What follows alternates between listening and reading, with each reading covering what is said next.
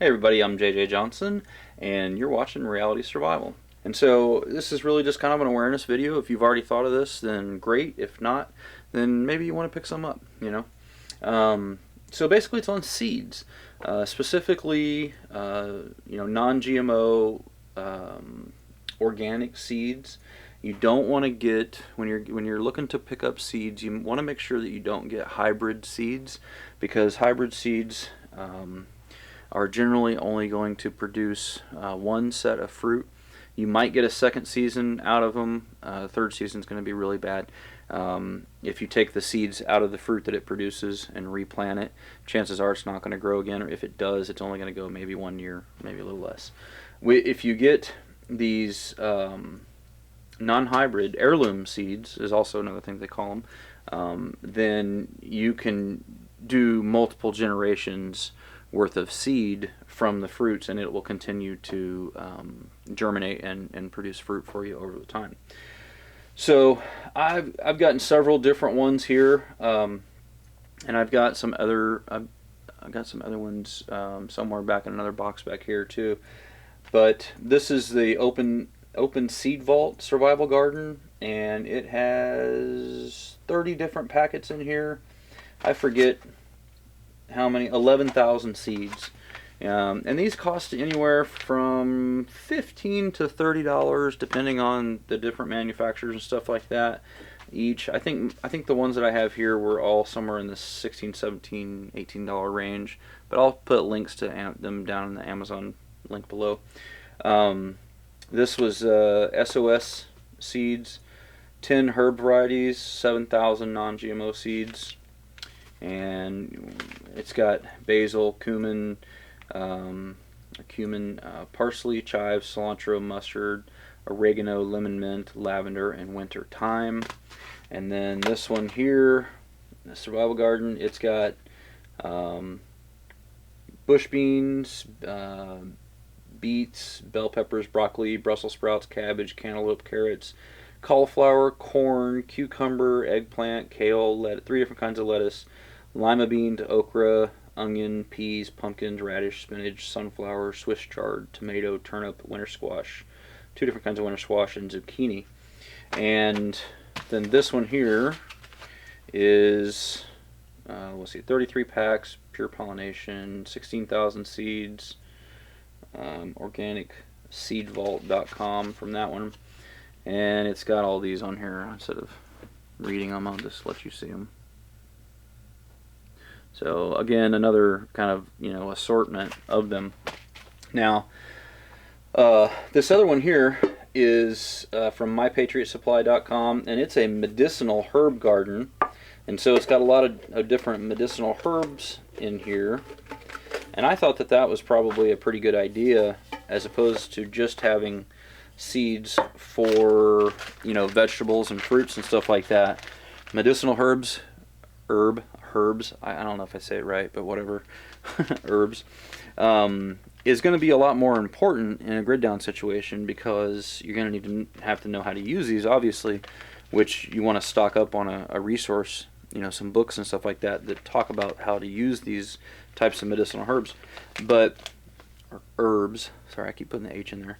But anyway, so you've got some borage, some echinacea, purpurea, these Latin names kill me, mad dog skullcap, butterfly weed, Culver's root, hyssop, cayenne long red pepper, catnip,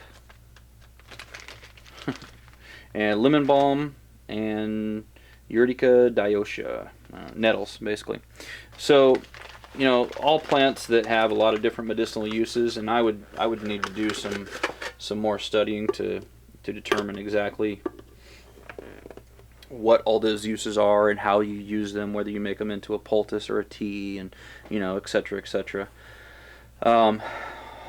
The only other thing I will admit, or not admit, but I will talk to you about on this, is that I would suggest that you get seeds from a variety of different sources, because I've heard some stories where people have problems with the seeds, or they're thinking that maybe they're not actually organic, non-hybrid seeds, and by companies that are selling basically hybrid seeds, which you can get really cheap, as organic. And how would you ever know unless you actually tried to raise several generations of them?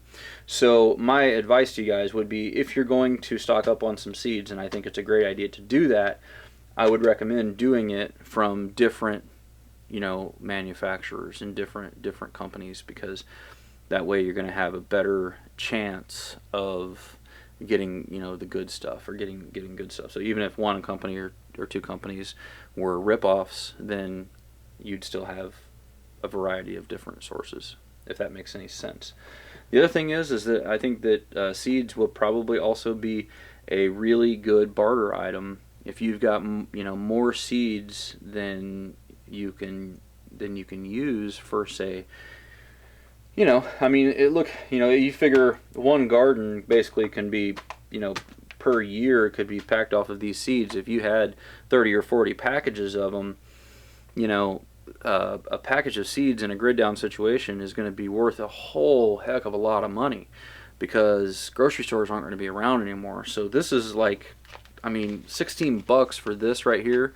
It's going to be worth well over 100 times its value, I'm sure.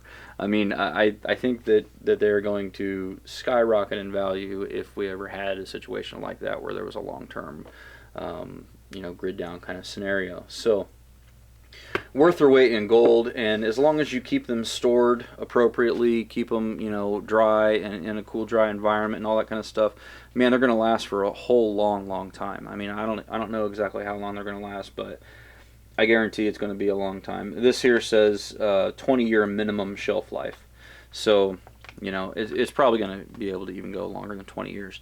So seeds are really pretty cheap right now when you figure 16 to 20 bucks or whatever for these.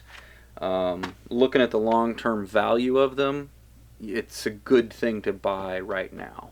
So, and don't forget some medicinal type stuff as well. And you also may want to do some research on flowers that will complement the fruits and vegetables, because certain types of flowers will help ward away bugs. Like, I know, for example, marigolds helps to keep aphids away from tomato plants. So it's good to kind of line your tomatoes with marigolds, and it'll help keep them away.